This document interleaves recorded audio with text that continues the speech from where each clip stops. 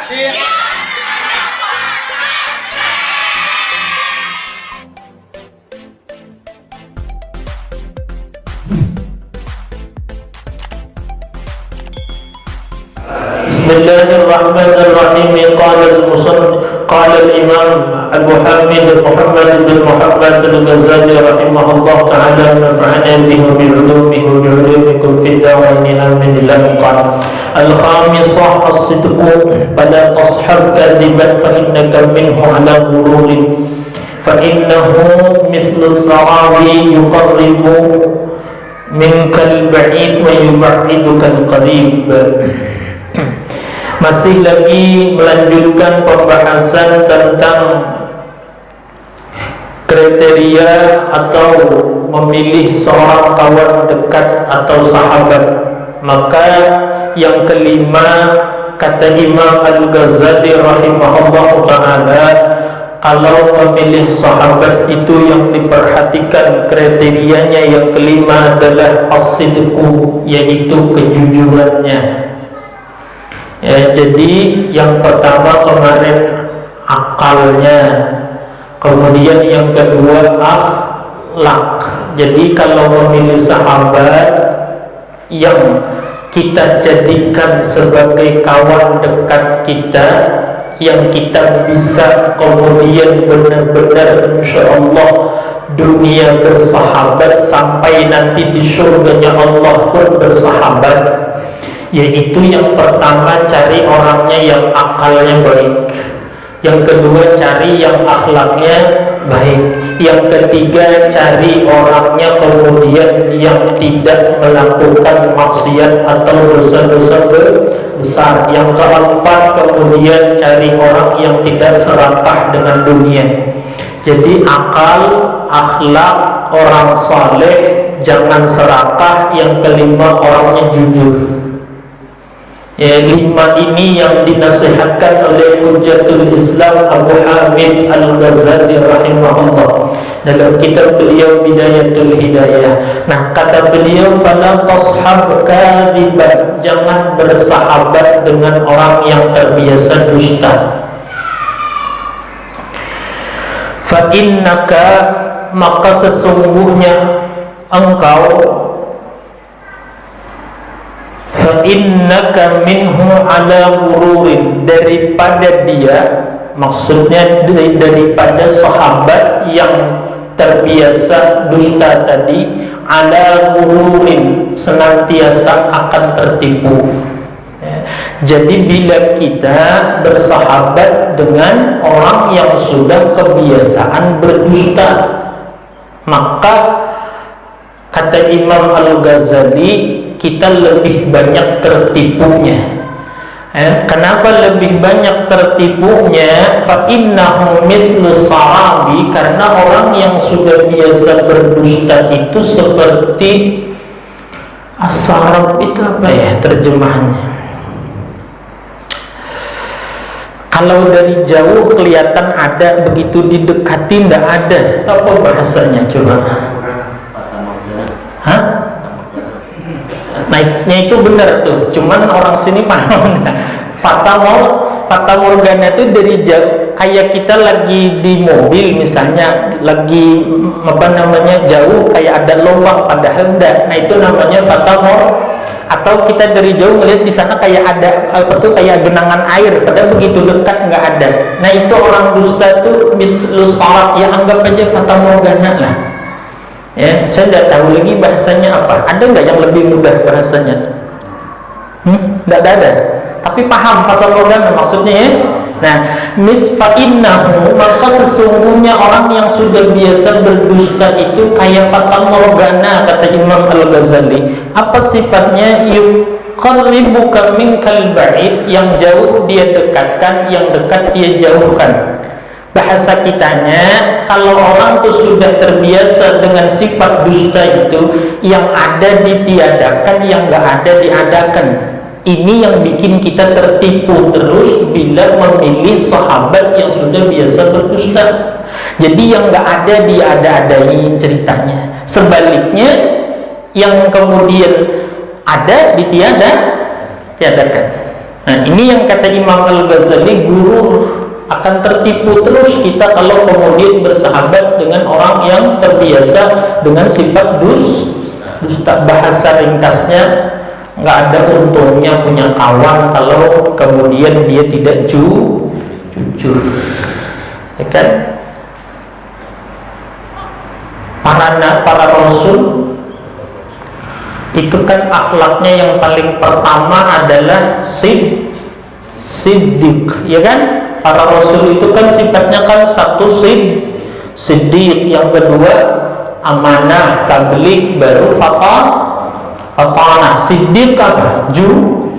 Jujur, baru amanah, baru tabligh, menyampaikan, baru cerdas. Berarti cerdas nomor berapa? Nomor 1 jujur. Jadi yang penting hidup nih, kalaupun nggak pintar tapi jujur. Kalau bisa ya jujur ya pintar, itu bonus. Kemudian susah nyari orang kayak itu. Kemudian cuma lihat Allah mencontohkan dari sifat-sifatnya para nabi, para rasul, maka kemudian yang ditaruh Allah nomor 1, sifat yang wajib bagi para rasul itu sifat jujur, siddiq dulu, baru kemudian tabligh, amanah, terakhir baru fatanah. Itu artinya cerdas. Jadi duluan jujur kan duluan pintar kan? Jujur. Nah, ini yang susah di zaman kita sekarang. Yang banyak orang tapi sulit nyari orang jujur. Padahal akhlaknya para rasul itu, apalagi jadi pemimpin, yang paling utama tuh jujur.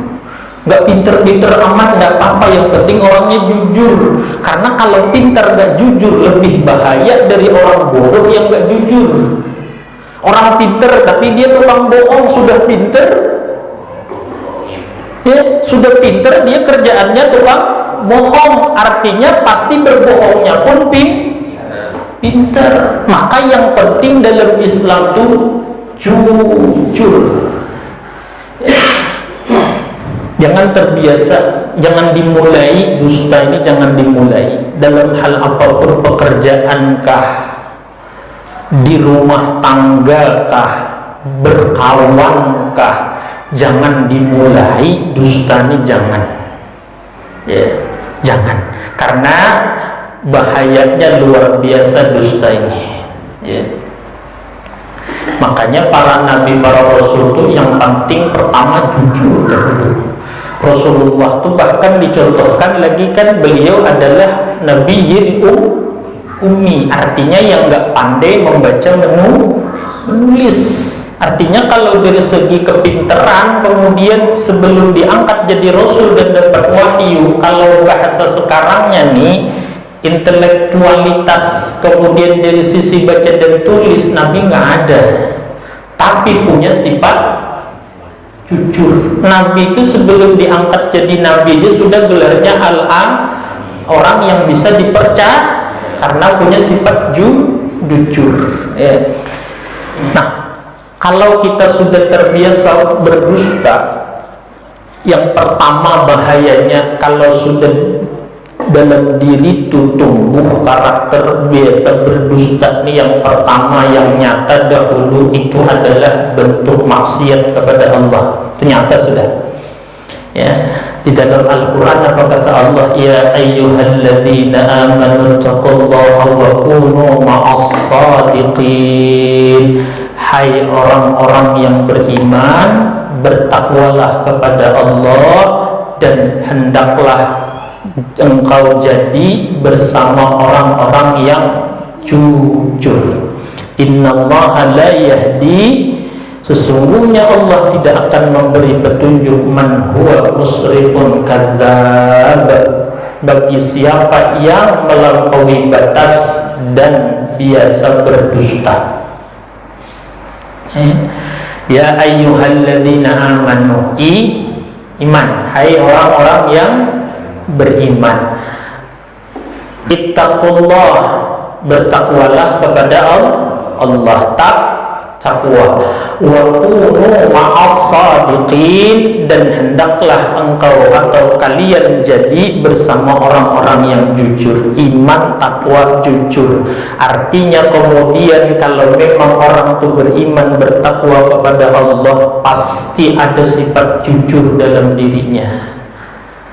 Ya.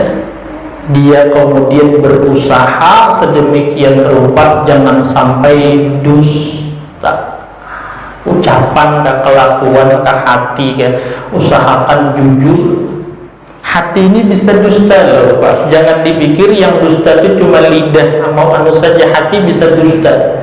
Contoh misalnya, ketika kemudian kita mendengar sesuatu disampaikan tentang kebenaran yang datang dari Allah dan Rasul, hati kita tahu itu benar, tapi kita dustai hati kita yang mengatakan itu benar. Misalnya bisa jadi karena dengki, karena apa, lalu kemudian kita tutupi bahwa hati kita itu mengakui itu benar.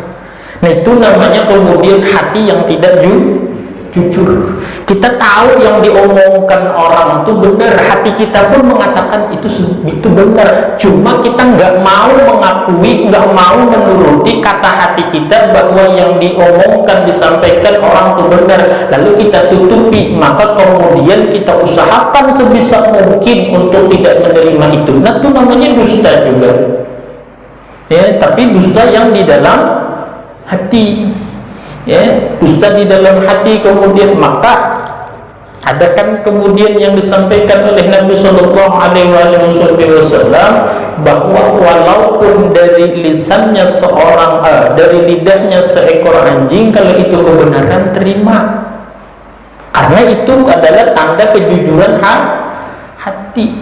Itu bisa hati berdusta. Jadi berdusta ini bisa kemudian anggota tubuh, bisa kemudian lagi mulut, bisa kemudian hati.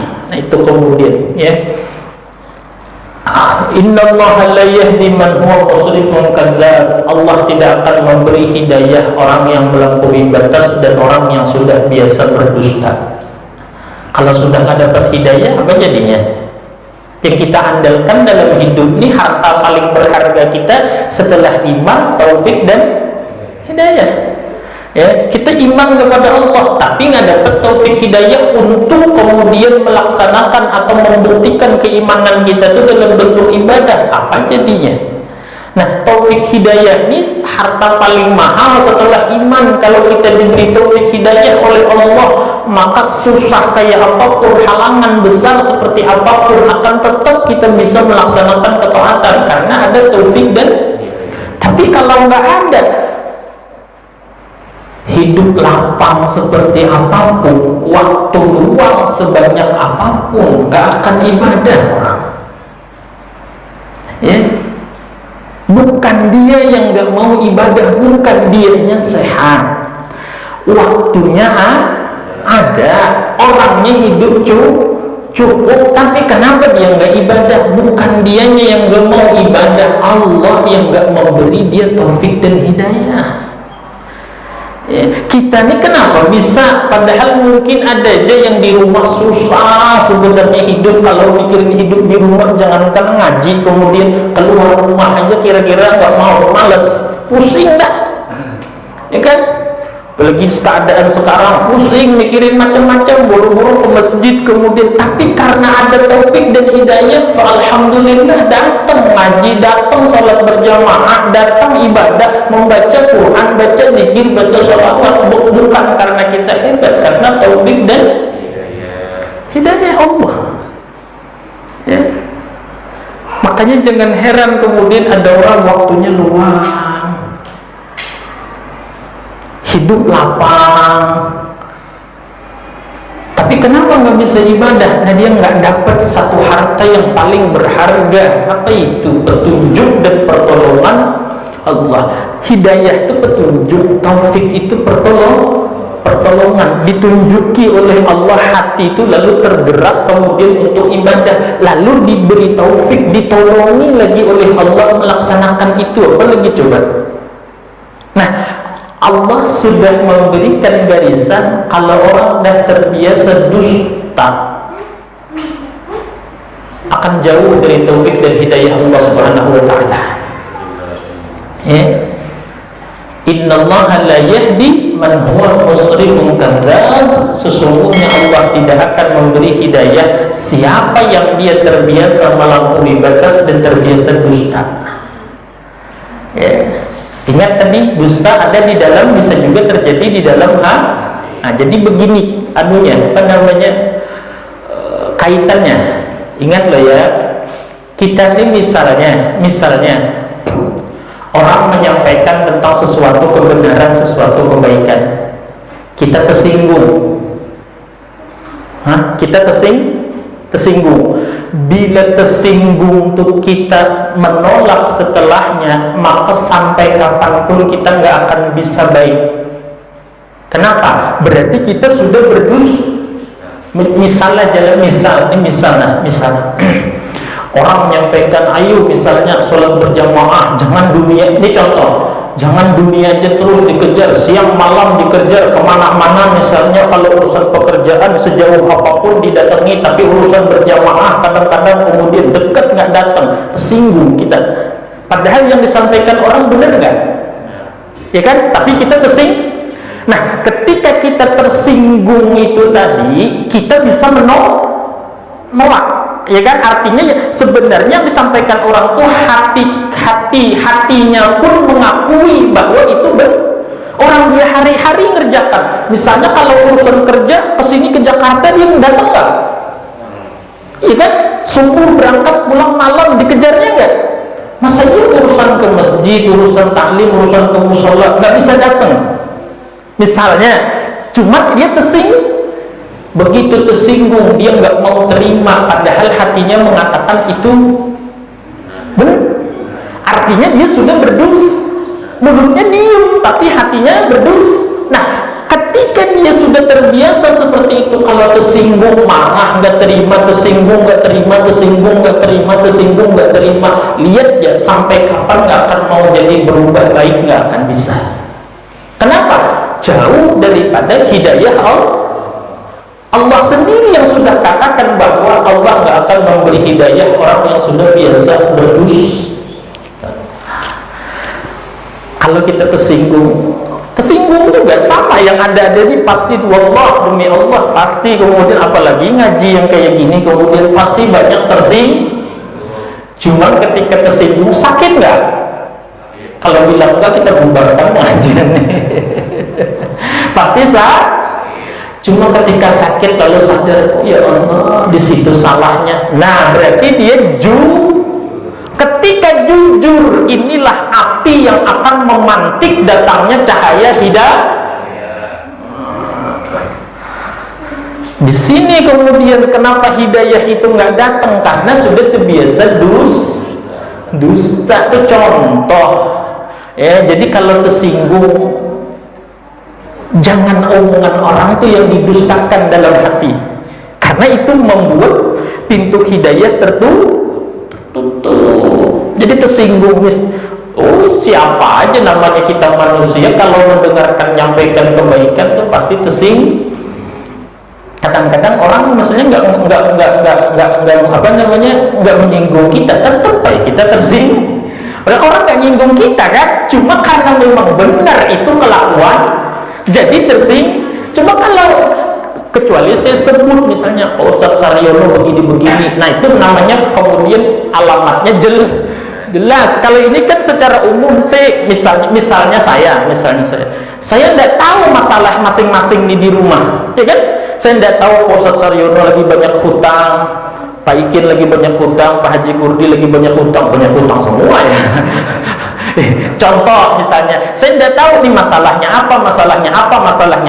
Cuman yang saya sampaikan babnya ini, masalahnya ini. Ketika kemudian faktanya sesuai dengan yang bapak-bapak jalani dalam keseharian, pasti tersinggung. Ya kan? Kenapa jadi tersinggung? Karena memang itu yang dialami sama dengannya benar. Lah, saya tidak tahu kemudian si ini hidupnya kayak apa. Lagian apa gunanya saya nyari tahu masalah orang, masalah saya juga banyak, ya tak? Nah, cuman ketika menyampaikan lalu ada yang pas dengan kehidupan kita, orang yang menyampaikan itu yang disampaikan sesuai dengan yang kita lakukan, lalu kemudian pasti ujungnya tersinggung.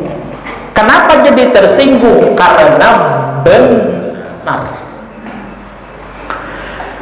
Coba kalau saya bilang hutang, Pak Ustadz Saryono nggak punya hutang, singgung nggak?